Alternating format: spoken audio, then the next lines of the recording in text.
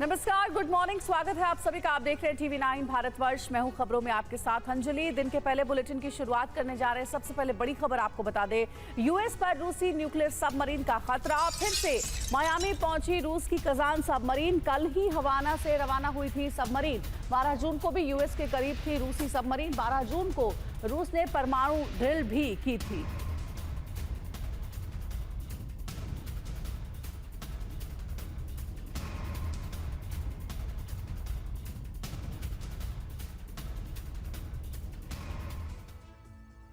तो north Korea में Kim Jong ने रूसी राष्ट्रपति व्लादिमीर पुतिन के लिए रेड कार्पेट बिछाया है और इसके साथ ही वैश्विक शांति पर खतरा मंडराने लगा, क्योंकि प्योंगयांग मुलाकात को भले ही डिप्लोमेटिक बताया जा रहा हो, लेकिन ये स्ट्रेटेजिक यानी कि रणनीतिक मुलाकात है। किम पुतिन की मुलाकात के साथ ही एशिया प्रशांत से लेकर दक्षिण अमेरिका तक परमाणु हथियारों का जाल तैयार हो चुका है। सर्बिया की खुफिया रिपोर्ट है कि पुतिन ने कई मोर्चों पर एक साथ हमले की तैयारी कर ली है। विश्व युद्ध के 7 संकेत साफ नजर आ रहे हैं। पोलैंड में परमाणु आपातकाल ड्रिल शुरू हो चुकी है। देखिए पुतिन ने धरती के किस हिस्से में कैसी परमाणु व्यूह रचना की है और नॉर्थ कोरिया दौरे का असली मकसद क्या है।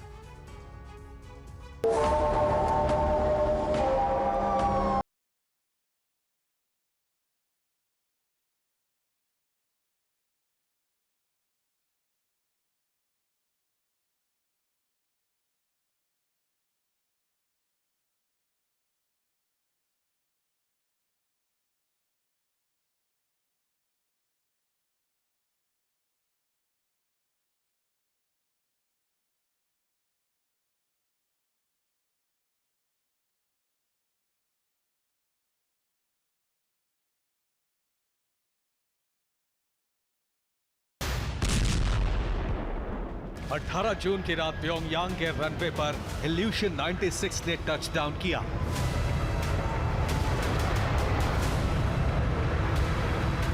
और नॉर्थ कोरिया के शासक किम जोंग उन के आदेश पर पुतिन का स्वागत समारोह शुरू हो गया।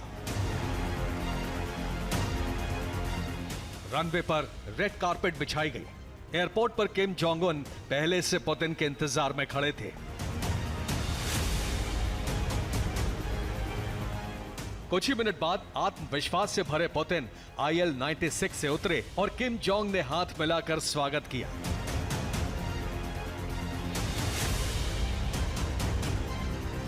किम जोंग की उत्तराधिकारी उनकी बेटी ने पुतिन को गुलदस्ता भेंट किया।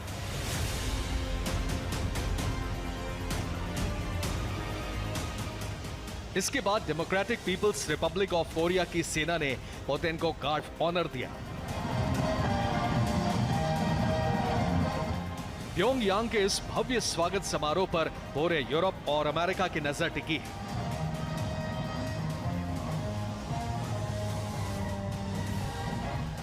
ऐसा नहीं है कि पुतिन पहली बार नॉर्थ कोरिया के दौरे पर गए हैं।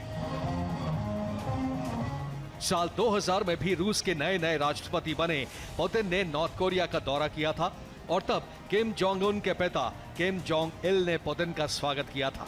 तब ये दो कम्युनिस्ट देशों के बीच डिप्लोमेटिक सहयोग बढ़ाने का दौरा था। लेकिन 24 साल बाद बदले हुए हालात में इल के बेटे उन नॉर्थ कोरिया के शासक हैं। 24 साल में दुनिया के शक्ति समीकरण उलट चुके हैं।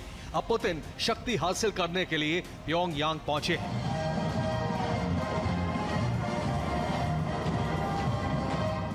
पुतिन की इस यात्रा का मकसद है एशिया पैसिफिक क्षेत्र में रूस का वर्चस्व बढ़ाना, एशिया में अमेरिकी हितों पर हमला करना, एशिया के अमेरिकी सहयोगियों के खिलाफ व्यूह रचना करना और नॉर्थ कोरिया से यूक्रेन युद्ध लड़ने के लिए हथियार हासिल करना।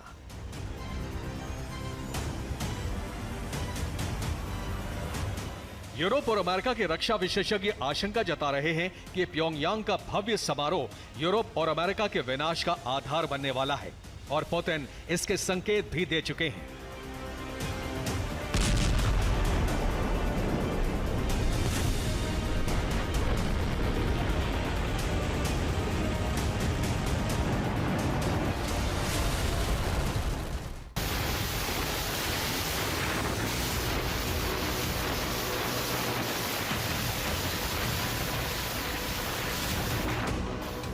पुतिन का संकेत साफ है कि वो एशिया प्रशांत क्षेत्र में अमेरिका के खिलाफ गठबंधन तैयार कर चुके हैं और अब यूरोप के साथ साथ दुनिया भर में अमेरिका को घेरने का प्लान एक्टिवेट हो चुका है।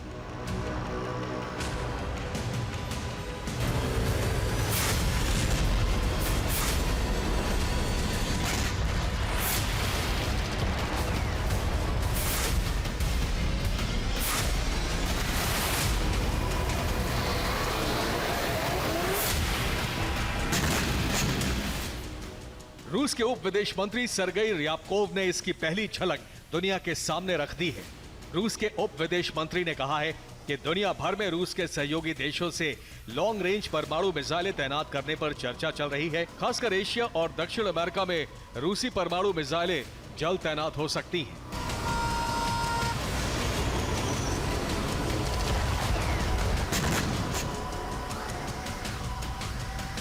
यूरोप के मोर्चे पर रूस की मिसाइलें पहले से तैनात हैं और अब एशिया सहित दक्षिण अमेरिका में पुतिन की मिसाइलें तैनात हो सकती हैं।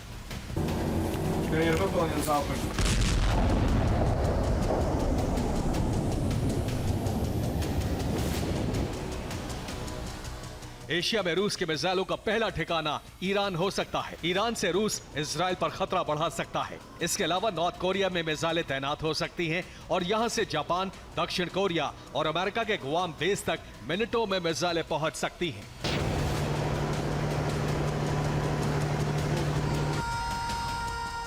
सर्बिया की खुफिया रिपोर्ट है कि रूस बहुत जल्द विश्व युद्ध शुरू करने वाला है और पूरी धरती में इसीलिए व्यूह रचना हो रही है।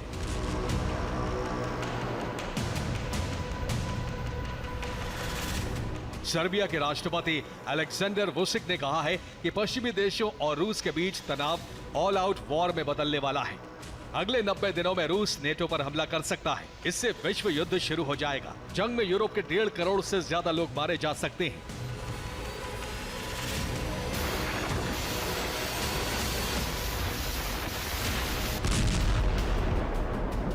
रूस ने एशिया से लेकर दक्षिण अमेरिका तक युद्ध की व्यूह रचना तैयार कर ली है। युद्धाभ्यास की आड़ में हथियार तैनात हो चुके हैं।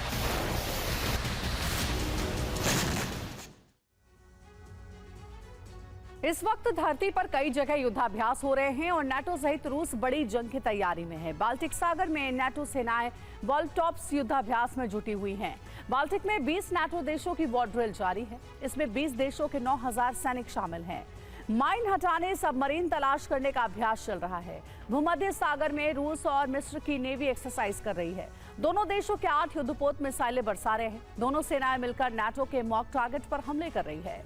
ओखोत्स्क सागर में रूसी युद्धपोत और सबमरीन का युद्धाभ्यास चल रहा है। एशिया में जापान के करीब 8 युद्धपोत और 4 सबमरीन तैनात हो चुकी है।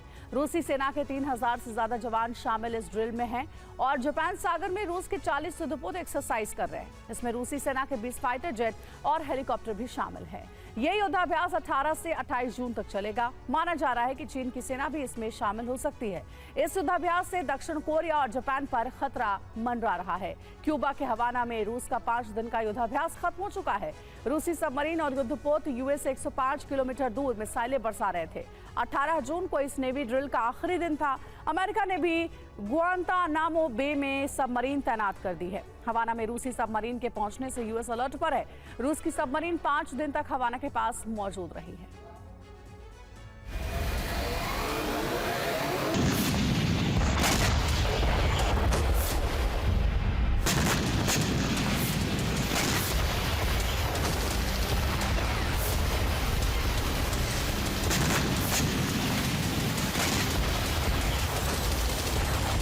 धरती पर परमाणु हथियारों का जाल बिछ चुका है और पूरे यूरोप में विश्व युद्ध का डर फैल गया है।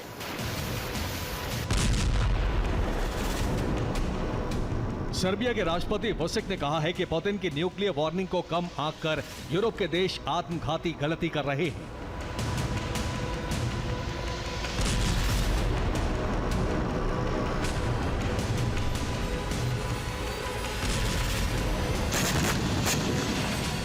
राष्ट्रपति वुसिक के बयान के बाद यूरोप के कई देशों में सुरक्षा उपाय शुरू हो गए हैं और जिंदा रहने के लिए जरूरी चीजें जुटाई जा रही हैं।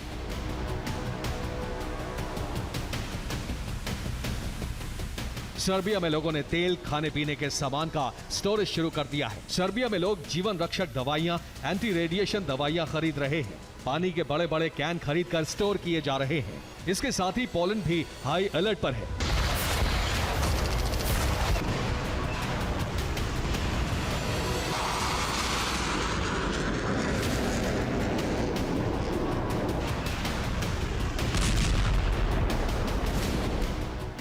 पोलैंड की राजधानी में परमाणु आपातकाल ड्रिल शुरू कर दी गई है। लोगों को तय समय में परमाणु बंकरों में भेजने का अभ्यास किया जा रहा है। इमरजेंसी बिजली, पानी सप्लाई जारी रखने का अभ्यास हो रहा है।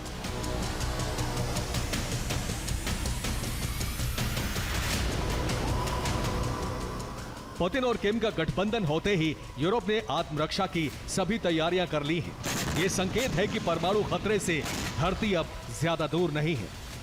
Bureau report, TV9 Bharatvarsh.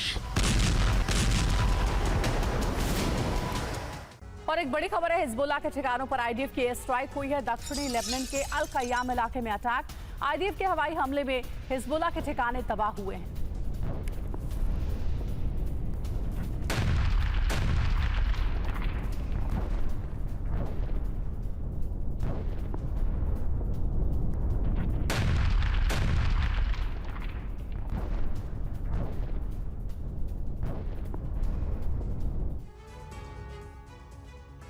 चंद रोज पहले पीस समिट के दौरान पुतिन ने यूक्रेन को शांति प्रस्ताव भेजा था, जिसे न सिर्फ ज़ेलेंस्की ने खारिज किया, बल्कि इसके जवाब में रूसी धरती पर ताबड़तोड़ ड्रोन बारिश की, मिसाइल लॉन्चर से रूसी धरती को दहलाया।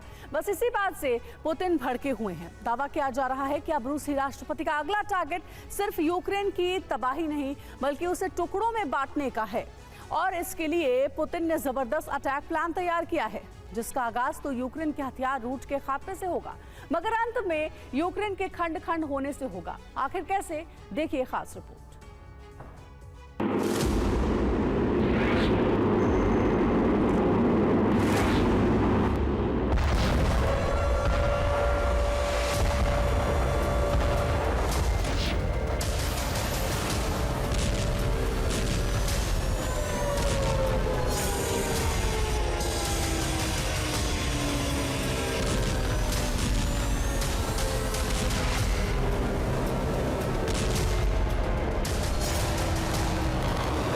आसमान से ताबड़तोड़ अंदाज में मिसाइलों से प्रहार।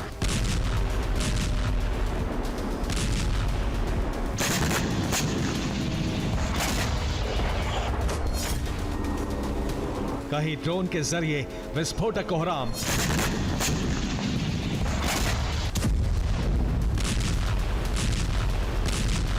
तो कहीं आर्टिलरी शेल और MLRS से बारूदी भूचाल।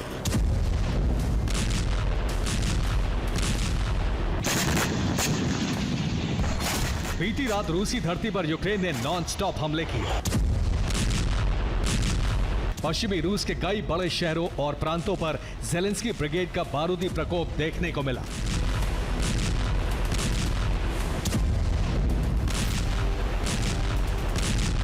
दावा किया जा रहा है कि यूक्रेन आर्म फोर्स ने जबरदस्त अंदाज में पश्चिमी रूस के करीब 40% इलाके को बारूद से पाट दिया। इतना ही नहीं, यूक्रेनी सेना ने रूसी कब्जों वाले इलाके में बम, गोला बारूद और मिसाइलों की प्रचंड बारिश की।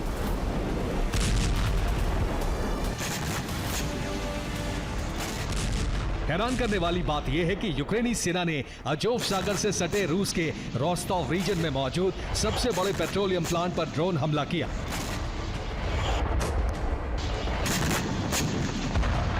रोस्टोव के नोवोशाख्तिंस्क प्लांट पर यूक्रेन ने 20 से ज्यादा ड्रोन स्ट्राइक किए।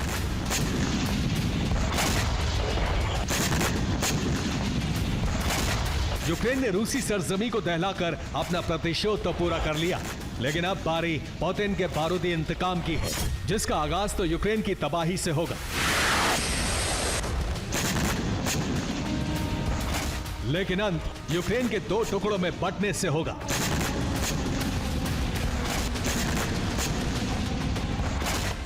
दरअसल रूसी सिक्योरिटी काउंसिल के डिप्टी चेयरमैन दिमित्री मेदवेदेव ने ऐलान किया है कि रूस का शांति प्रस्ताव यूक्रेन के लिए आखिरी मौका था। लेकिन ज़ेलेंस्की ने रूसी धरती पर हमला कर सारी सीमाएं तोड़ दी। ऐसे में अब बात शांति प्रस्ताव पर नहीं बल्कि यूक्रेन की तबाही की होगी। यकीन मानिए अब यूक्रेन को पुतिन 2 टुकड़ों में बांट देंगे।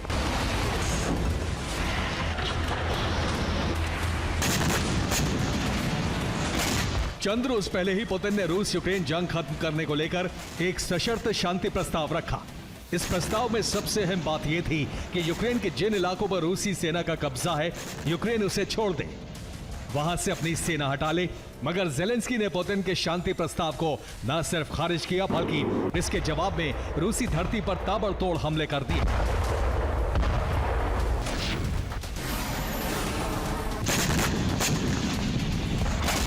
लिहाजा अब रूस ने यूक्रेन के विनाश का ब्लूप्रिंट तैयार कर लिया है और इसकी शुरुआत होगी यूक्रेन के हथियार सप्लाई रूट को तोड़कर।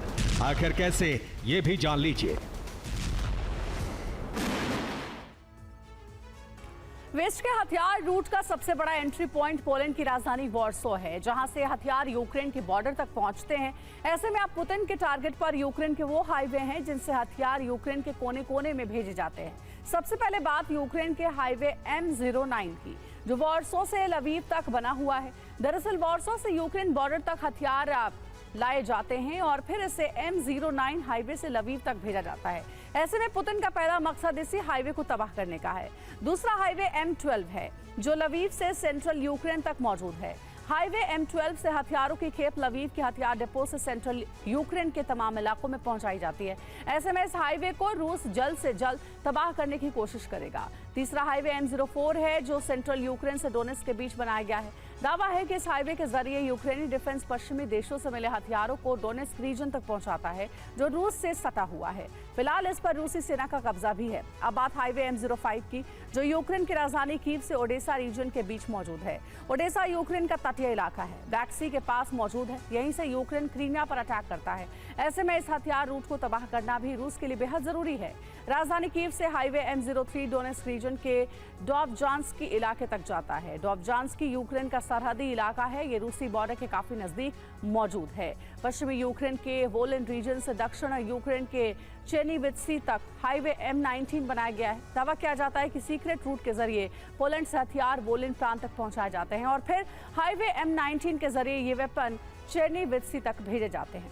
सबसे आखिर में यूक्रेन का हाईवे M21, जो ज़ाइटोमेर से मोल्दोवा तक मौजूद है। ये भी यूक्रेन का इंटरनेशनल हाईवे है, जहां से हथियारों की भारी खेप ट्रांसफर की जाती है।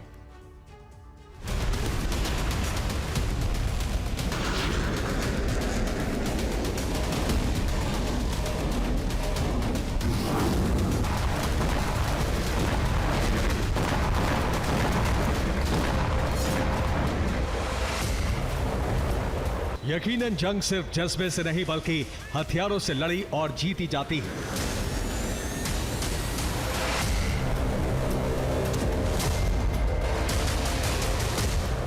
मतलब आपके पास सेना है मगर हथियार नहीं तो युद्ध लड़ना नामुमकिन है।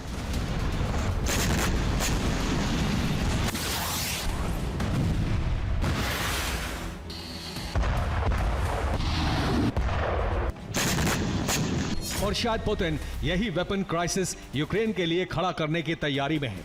तभी तो रूसी ब्रिगेड ने यूक्रेन के हथियार सप्लाई रूस को नेस्तनाबूद करने की तैयारी कर ली है।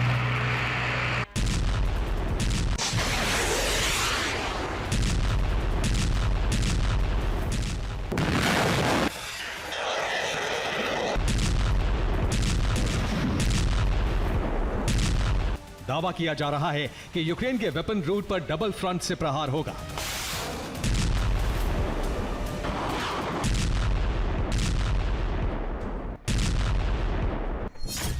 वेपन रूट पर हमले का प्लान नंबर 1, कीव लवीव से ईस्टर्न फ्रंट लाइन तक पहुंचने वाले हाईवे पर अटैक।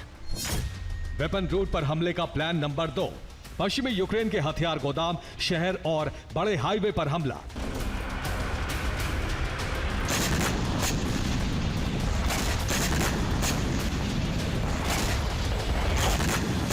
दरअसल पश्चिमी यूक्रेन का इलाका ज़ेलेंस्की के लिए काफी अहम है, क्योंकि इस इलाके में न सिर्फ यूक्रेन के बड़े हथियार रूट हैं बल्कि एंट्री पॉइंट और हथियार डिपो भी।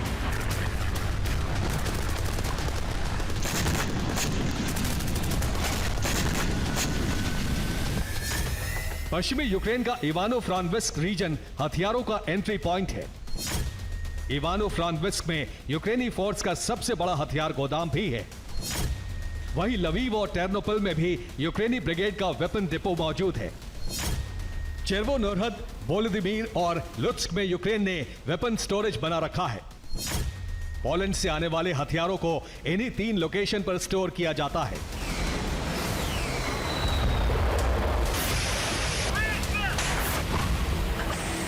हालांकि रूसी ब्रिगेड इन तमाम लोकेशन पर पहले भी अटैक कर चुकी है, मगर अब पुतिन पश्चिमी देशों से आने वाले हथियारों को पूरी तरह से तबाह करने की तैयारी में है, ताकि वेपन क्राइसिस से यूक्रेन ब्रिगेड कमजोर हो और इसी का फायदा उठाकर पुतिन ज़ेपोरिजिया से लेकर खार्किव तक के इलाके पर कब्जा कर ले।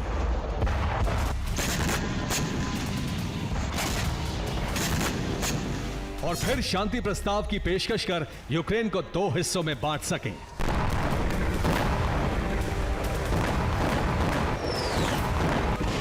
Bureau report, TV9 Bharatvarsh.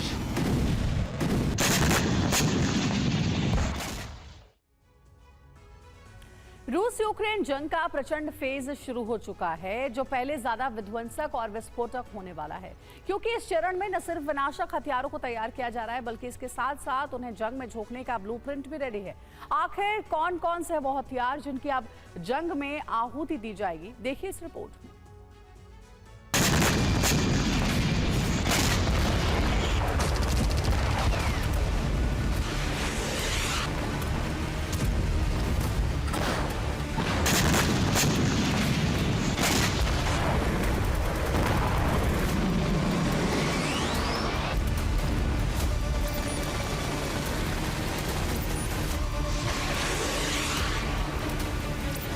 साल 2024 में रूस यूक्रेन जंग पहले से ज्यादा विध्वंसक हो सकती है, क्योंकि बैटल ग्राउंड में अब पहले से ज्यादा घातक विनाशकों का इस्तेमाल होगा।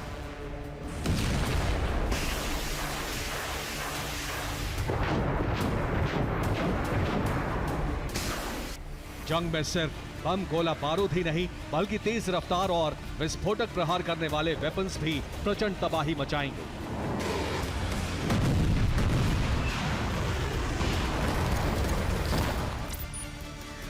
रूस हो या फिर यूक्रेन, दोनों मुल्क तेजी से अपने बारूदी जखीरे को भरने की तैयारी में जुट गए हैं।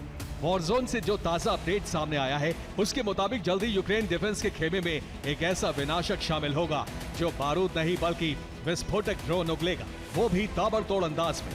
जानते हैं उस हथियार का क्या नाम है? Modified swarm drone container.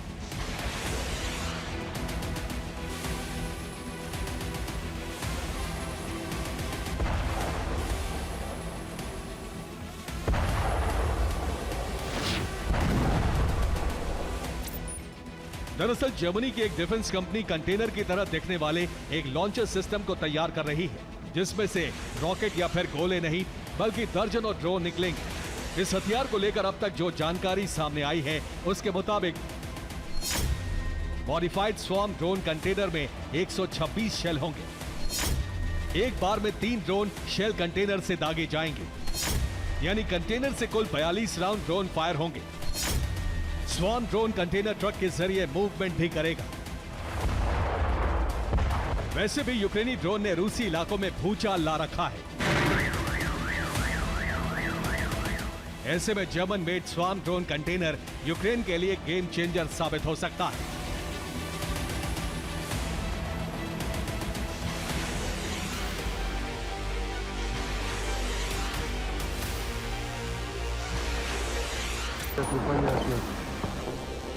एक तरफ यूक्रेनी डिफेंस रूस को ताबड़तोड़ ड्रोन प्रहार से दहलाने की तैयारी कर रहा है, वहीं दूसरी तरफ रूस के ड्रोन हमले को रोकने के लिए यूक्रेन सॉलिड डिफेंस में जुट गया है। यूक्रेनी मीडिया के मुताबिक रूसी ड्रोन हमले को रोकने के लिए यूक्रेन को Germany Frankenstein air defence tank दे सकता है।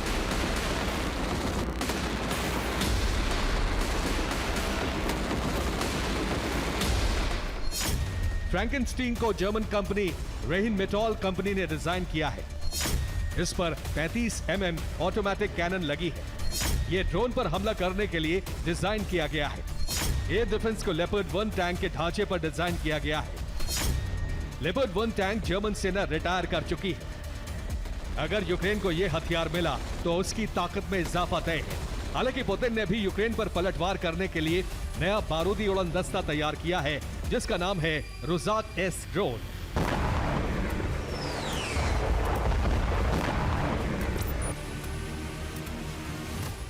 अब सवाल यह है कि क्या पुतिन का रुजाक एस ड्रोन तबाही मचा पाएगा? क्या यूक्रेनी धरती को अपने विस्फोटक हमलों से दहला पाएगा? क्या रूसी डिफेंस के लिए रुजाक एस ड्रोन गेम चेंजर बन पाएगा? तो आपको बता दें कि रूस का रुजाक एस ड्रोन रूसी डिफेंस का रुजाक S1 FPV ड्रोन है, जो लगातार 3 घंटे तक उड़ान भर सकता है। इसकी रफ्तार 80 किलोमीटर प्रति घंटे की है। इसकी मारक क्षमता करीब 2 किलोमीटर तक है। यह ड्रोन हाईटेक कैमरे और AI तकनीक से लैस है। मतलब ये कि इसी विस्फोटक ड्रोन के जरिए रूस डिफेंस अब यूक्रेनी सेना की होश फाख्ता करेगा, यूक्रेन के सुरक्षा कवच को भेद कर प्रचंड तबाही मचाएगा। Bureau report, TV9 Bharatvarsh. Taiwan के करीब एक बार फिर तनाव का माहौल है। सेना युद्ध की तैयारी कर रही है और ताइपे से लेकर पेंटागन तक मॉनिटरिंग चल रही है। इस तनाव की वजह है कि ताइवान के करीब चीन की परमाणु पनडुब्बी की मौजूदगी। चीन को काबू करने के लिए अमेरिका ने भी पैसिफिक में अपने बॉम्बर्स को भेज दिया है।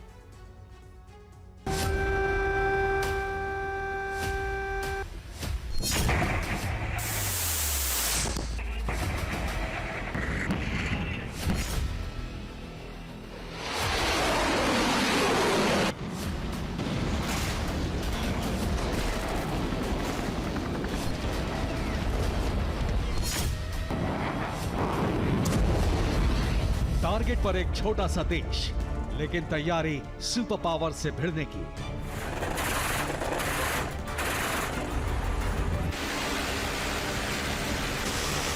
ख्वाब ताइवान पर कब्जे का, लेकिन मिशन अमेरिका को मात देने की।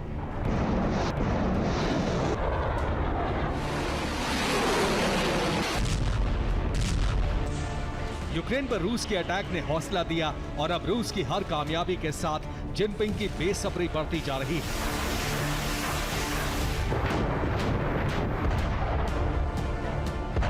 बहुत लंबी प्लानिंग के बाद बहुत बड़ी तैयारी का ब्लूप्रिंट तैयार है।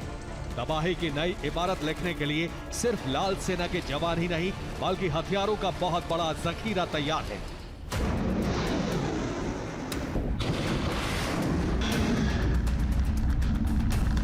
रिपोर्ट के मुताबिक ताइवान की सेना एक बार फिर वॉर मोड में है।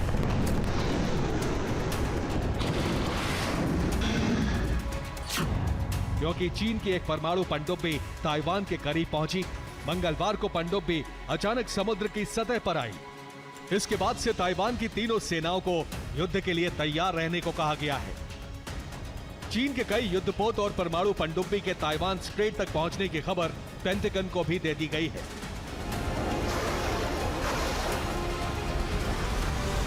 इसके बाद अमेरिका ने भी अपनी जंग की तैयारियों का जायजा लिया।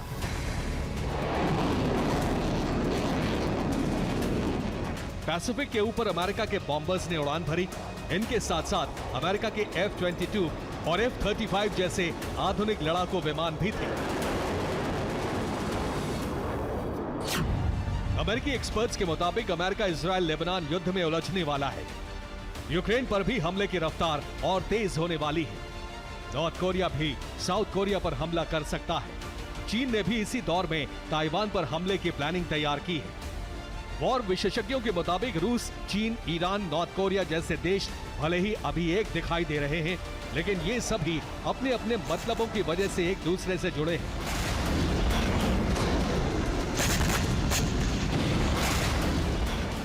चीन भी इस वक्त रूस की मदद सिर्फ इसलिए कर रहा है ताकि ताइवान पर कब्जे का बरसों पुराना ख्वाब सच हो सके।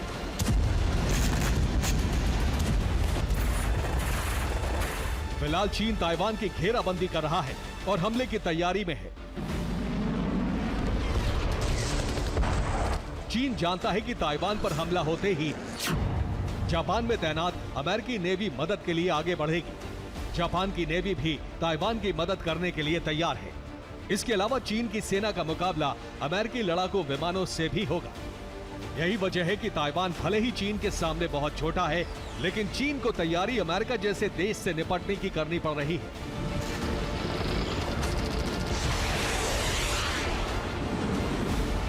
ताइवान के करीब परमाणु पनडुब्बी की तैनाती इसी तैयारी का हिस्सा माना जा रहा है, ताकि अमेरिका को ताइवान पर न्यूक्लियर अटैक की धमकी से डराया जा सके।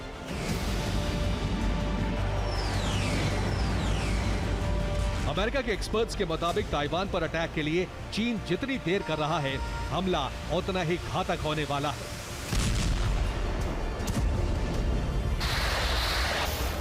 चीन की तैयारी कितनी बड़ी है, इसका अंदाजा इसी बात से लगाया जा सकता है कि चीन ने पहले ताइवान मिशन के लिए 1 लाख सैनिकों को तैयार रहने के लिए कहा था।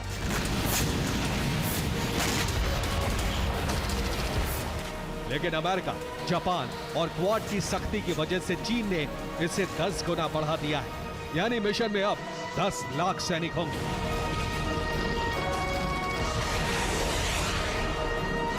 हजारों ड्रोन, मिसाइलें और युद्धपोत वाली इस जंग में कितना बड़ा महाविनाश होगा, इसका अंदाजा लगाया जा सकता है। अमेरिकी विशेषज्ञ मानते हैं कि चीन की तैयारी सिर्फ ताइवान पर नहीं बल्कि दुनिया पर भारी पड़ने वाली है, क्योंकि ताकत और हथियार जुटाने की सनक के साथ ही चीन खुद को सुपर पावर साबित करने की जंग लड़ेगा।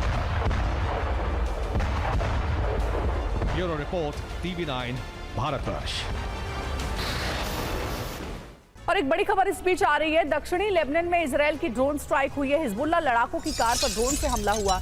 ड्रोन स्ट्राइक में हिजबुल्लाह के लड़ाकों की मौत। इजरायली सेना ने FPV ड्रोन से भी अटैक किया है।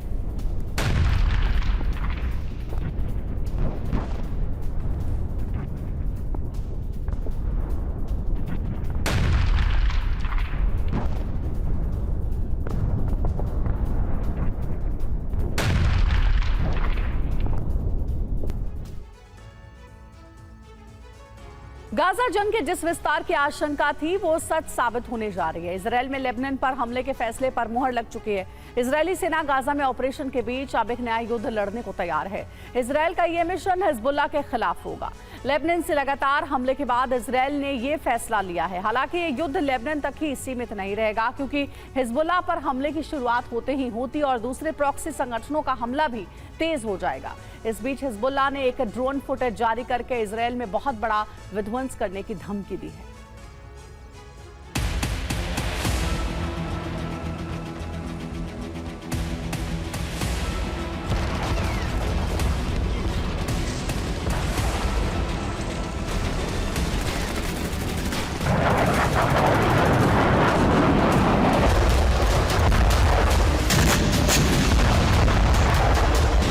अब बार पलटवार नहीं, आर पार की जंग होगी।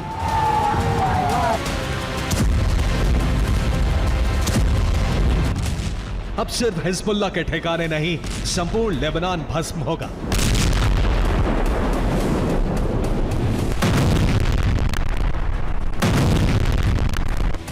इजरायल में बैठकों के कई दौर के बाद आखिरकार लेबनान मुद्दे पर फैसला ले लिया गया है।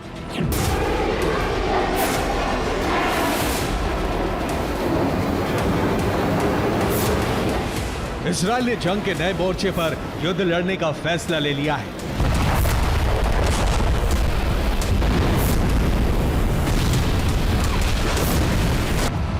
इजरायल में लेबनान पर हमले के फैसले पर मुहर लग चुकी है और इजरायली सेना के उत्तरी कमान ने इसकी तैयारियां पूरी कर ली। अब किसी भी पल लेबनान पर मिसाइलों की भारी बरसात हो सकती है।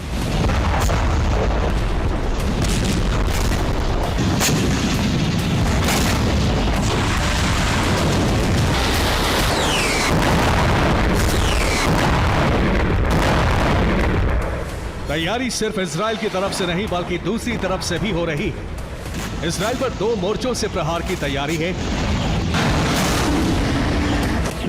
उत्तर से हिजबुल्लाह इजरायल पर हमले के लिए तैयार है, तो वहीं दक्षिण से हूती इजरायल पर हमले की कमान संभाल चुका है।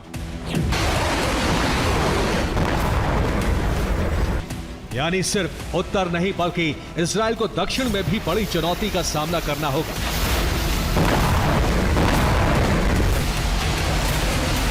उम्मीद गाजा की तरह ही लेबनान पर भीषण हवाई हमले की है। इजरायली वायुसेना के फाइटर जेट्स ने हमले की तैयारी शुरू कर दी है। यानी दुनिया अब जंग के नए तूफान की चश्मदीद बनेगी, जिसमें सीधे तौर पर शामिल होने वाले किरदारों के बारे में समझ लीजिए। इनमें सबसे पहला नाम इजराइल का है, यानी इजराइल एक और युद्ध का आगाज करने वाला है। इजराइल का सबसे बड़ा मददगार अमेरिका भी इस जंग से दूर नहीं रह सकता है, जबकि दूसरी तरफ है हिजबुल्लाह और हूती।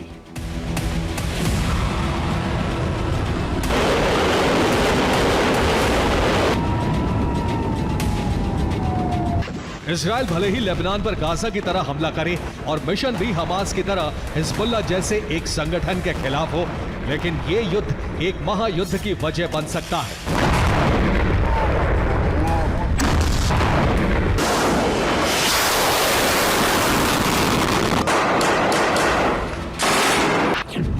क्योंकि हिजबुल्लाह और हूती को सिर्फ मोहरा माना जा रहा है। ये दोनों संगठन जिसके इशारे पर इजराइल को टारगेट कर रहे हैं वो ईरान है, और ईरान भी रूस और चीन जैसे देशों के भरोसे युद्ध भड़का रहा है।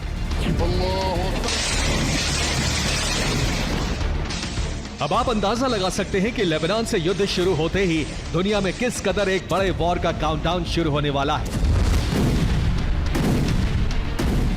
जिसमें एक तरफ अमेरिका का गुट होगा तो दूसरी तरफ रूस और चीन का एंटी अमेरिका गुट।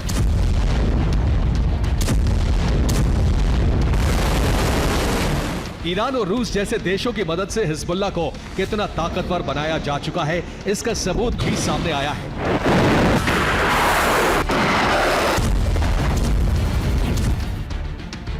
हिजबुल्लाह के पास ऐसे आधुनिक सर्विलांस ड्रोन हैं जो एयर डिफेंस को चकमा देते हुए ठीक उसके ऊपर से उड़ान भरने में कामयाब हुए। यह इजराइल का हाइफा बंदरगाह है और इसके ऊपर उड़ रहा था हिजबुल्लाह का सर्विलांस ड्रोन। बंदरगाह पर कितने जहाज तैनात हैं, सार मिसाइलों से लैस कितने युद्धपोत हैं, ये सब कुछ हिजबुल्लाह के कमांडर्स ने ड्रोन के कैमरे से देखा और इसका प्रसारण करने वाली ताकत का प्रदर्शन भी किया। बंदरगाह की एक एक तस्वीर हिजबुल्लाह के कमांड सेंटर तक पहुंची और अब इसे पूरी दुनिया सोशल मीडिया के जरिए देख रही है। हिजबुल्लाह का ड्रोन समंदर के किनारे उड़ता रहा और उत्तरी इजराइल के अहम ठिकानों की लोकेशन को कैप्चर करता रहा। आशंका है कि इस रैकी के बाद हिजबुल्लाह की मिसाइलें सटीक निशाने के साथ हमला कर सकती हैं। सबसे बड़ी बात है कि हिजबुल्लाह ने इजराइल की इन तस्वीरों को लाइव टेलीकास्ट भी किया।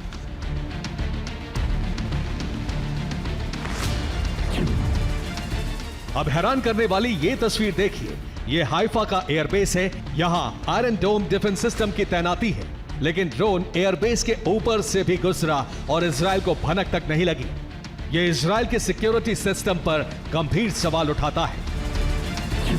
ऐसी रेकी का ही असर है कि हिजबुल्लाह ने 411वीं बटालियन पर सटीक हमला किया। नेवे जिब इलाके में हिजबुल्लाह ने आत्मघाती ड्रोन से हमला किया। हिजबुल्लाह ने इसे लेबनान के शहबिया शहर में हुई हत्या का बदला बताया है। अमेरिका ने इजराइल और हिजबुल्लाह के बीच सुलह कराने की कोशिश शुरू कर दी है। इसके लिए राष्ट्रपति बाइडेन ने अपने विशेष सलाहकार होशस्टेन को बैरूत भेजा। होशस्टेन ने कहा है कि अमेरिका लेबनान और इजराइल के बीच युद्ध नहीं चाहता है। हिजबुल्लाह और इजराइल के विवाद को बातचीत से हल करना होगा। लेबनान के नेताओं से बातचीत के बाद होशस्टेन इजराइल भी जाएंगे।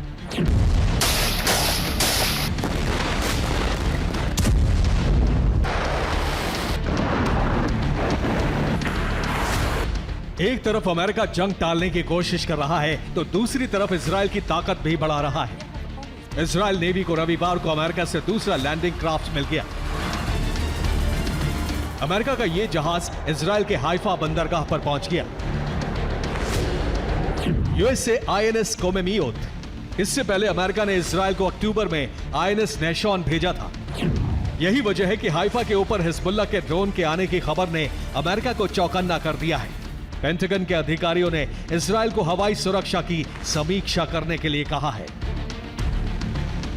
इस बीच अमेरिका ने मंगलवार को हूती के 9 ड्रोन हमलों को नाकाम करने का दावा किया है। हालांकि हूती के हमलों के बाद लाल सागर में एक बड़ा कार्गो शिप डूब गया है। रिपोर्ट के मुताबिक लाइबेरिया के झंडे वाला ग्रीक के स्वामित्व वाला ट्यूटर नाम का जहाज लाल सागर में डूब गया। इजराइल और लेबनान के बीच युद्ध तय है, क्योंकि हिजबुल्लाह ने इसके लिए महीनों तैयारी की है और ईरान बरसों से इजराइल में तबाही का तांडव देखने के लिए बेचैन है। Bureau report, TV9 Bharat.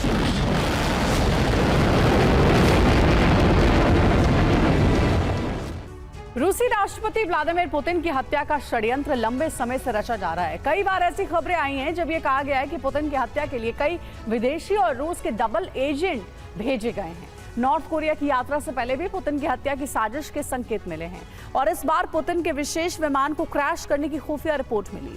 क्या पुतिन का विमान भी उसी तरह क्रैश हो जाता जिस तरह से ईरान के राष्ट्रपति इब्राहिम रईसी का हेलीकॉप्टर क्रैश हुआ? क्या पुतिन की हत्या की साजिश भी उसी तरह से रची गई? इस तरह के कई सवाल उठ रहे हैं और इनके पीछे वजह क्या है, इस रिपोर्ट में देखिए।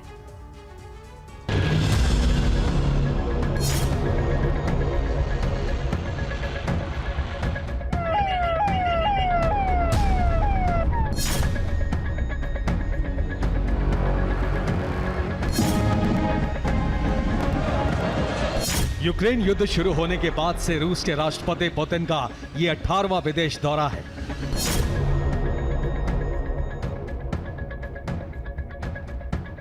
युद्ध शुरू होने के बाद से पुतिन ने एक भी पश्चिमी देश का दौरा नहीं किया और 18वें विदेश दौरे पर वो नॉर्थ कोरिया और वियतनाम पहुंचे हैं।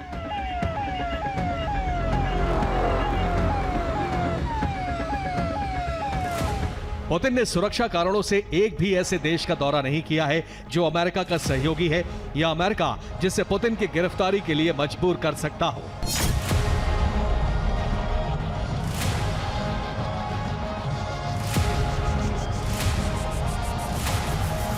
ये पुतिन की सुरक्षा की वजह से उठाए गए कदम हैं और जब पुतिन ने रूस से 18 जून को प्योंगयांग के लिए उड़ान भरी तो उनके विशेष विमान की विशेष सुरक्षा व्यवस्था की गई।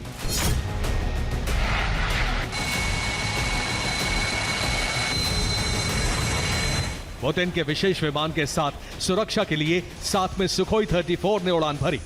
खास बात यह है कि पुतिन ने रूसी एयर स्पेस में भी बिना सुरक्षा के उड़ान नहीं भरी। पुतिन मॉस्को से उड़े और पहले ईस्ट साइबेरिया के याकुत्स्क शहर पहुंचे। इसके बाद याकुत्स्क से प्योंगयांग के लिए उड़ान भरी और इस पूरी उड़ान में उनके साथ सुखोई 34 चलता रहा। इस पर anti aircraft air to air attack मिसाइलें तैनात थी।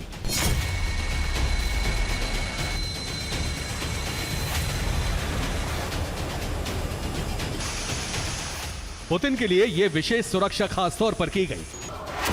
रईसी के हेलीकॉप्टर क्रैश के बाद पुतिन ज्यादा सावधान है।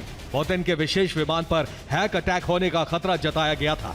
रूसी खुफिया एजेंसी FSB ने क्रेमलिन को अलर्ट किया था। पुतिन के सुरक्षा दस्ते ने विशेष सुरक्षा बंदोबस्त किए थे।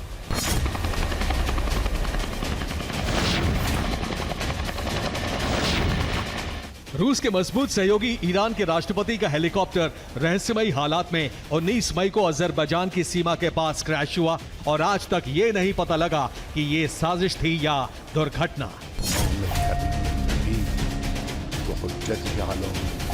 पुतिन के खिलाफ अमेरिका और यूरोपीय देशों ने कई तरह की पाबंदियां लगा रखी हैं और पुतिन खतरे को भांपते हुए अपना पूरा सुरक्षा बेड़ा लेकर विदेश यात्रा पर रवाना हुए हैं। ये प्योंगयांग के एयरपोर्ट पर खड़ी पुतिन की आर्मर्ड कार और सेनात लिमोजीन है जो उनकी सुरक्षा के लिए साथ ले जाई गई है।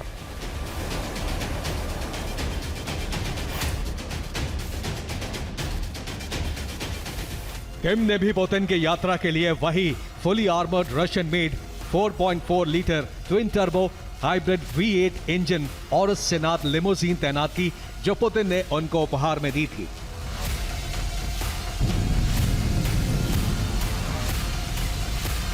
पुतिन अपनी सुरक्षा में कोई चूक नहीं छोड़ते क्योंकि उन्होंने जासूसी की जिंदगी जी है और हर कदम पर वो पहले खतरा आंकते हैं फिर कदम बढ़ाते हैं।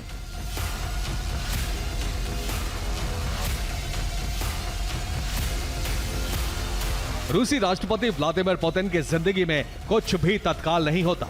रूसी राष्ट्रपति के हर कदम पर सैकड़ों बॉडीगार्ड बारीकी से नजर रखते हैं जो 24 घंटे उनके साथ रहते हैं।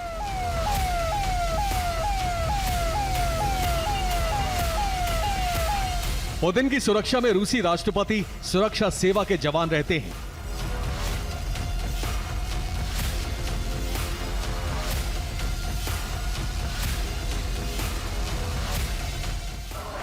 पुतिन के साथ पहले घेरे में काले सूट पहने ईयरफोन लगाए सुरक्षा गार्ड रहते हैं। इसे निजी गार्ड सर्कल कहते हैं। दूसरा घेरा उन गार्ड से बनाया जाता है जिन पर जनता का ध्यान नहीं जाता। ये राष्ट्रपति से दूर रहकर खतरे पर नजर रखते हैं। इन्हें लेयर 2 गार्ड्स कहते हैं। तीसरा घेरा भीड़ को राष्ट्रपति से दूर रखता है और भीड़ में इनमें संदिग्ध लोगों को आने से रोकता है। इन्हें मॉब कंट्रोलर सर्कल कहते हैं। चौथा और सबसे आखिरी घेरा आसपास की इमारतों की छतों पर स्थित स्नाइपरों का होता है। इन्हें स्नाइपर सर्कल कहते हैं।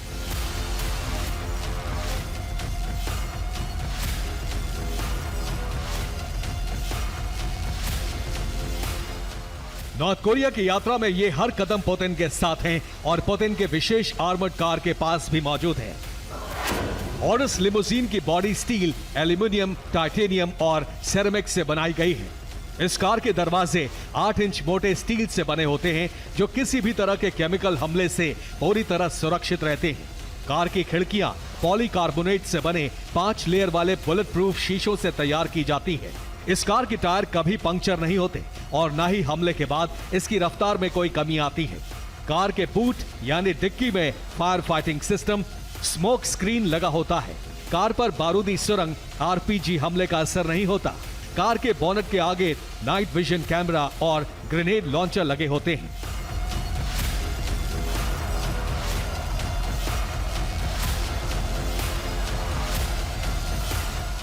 पुतिन को खाने में कोई जहर ना दे सके इसके लिए भी फूड टेस्टर रखे गए हैं।